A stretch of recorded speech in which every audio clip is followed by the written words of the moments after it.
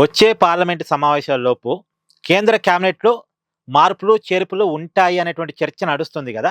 మన ఛానల్లో కూడా మనం వీడియోలు చేసాం. కొత్తగా ఎవరెవరికి మంత్రి పదవులు వచ్చే అవకాశం ఉంది, ఎవరికి మంత్రి పదవులు ఊడే అవకాశం ఉంది అనేది మన ఛానల్లో ఆల్రెడీ కొన్ని వీడియోలు చేశాం. అయితే ఆంధ్రప్రదేశ్ వరకు వచ్చినప్పుడు జనసేన పార్టీ తరపున రాజ్యసభకి ఇటీవల ఎంపికైనటువంటి లింగంనేని రమేష్కి కేంద్ర మంత్రివర్గంలో చోటు కల్పించే అవకాశం ఉంది అనే చర్చ నడుస్తుంది. ఒకవేళ నిజంగా కనుక లింగంనేని రమేష్కి కేంద్ర మంత్రి పదవి ఇస్తే ఇప్పటికి ఆంధ్రప్రదేశ్ నుంచి 3 ఉన్నారు. ఇప్పుడు 4వ వ్యక్తికి ఇచ్చినట్టు లెక్క.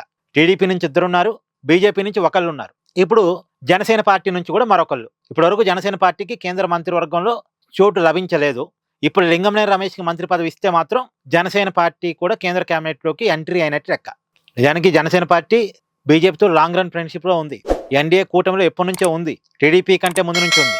కాకపోతే జనసేన పార్టీకి ఉంది 2 ఎంపీలే కాబట్టి జనసేన పార్టీకి కేంద్ర మంత్రివర్గంలో చోటు రాలేదు ఇప్పటివరకు. కానీ ఇప్పుడు రాబోతుంది. ఇప్పటివరకు పవన్ కళ్యాణ్ కూడా అడిగినట్టు లేదండి. కానీ ఇప్పుడు మాత్రం లింగంనేని రమేష్కి కేంద్ర మంత్రివర్గంలో చోటు కల్పించబోతున్నారు అనేది మాత్రం చర్చ నడుస్తుంది. చూడాలి ఏం జరిగిద్ది అనేటువంటిది. Thank you. Please do like, share and subscribe this channel.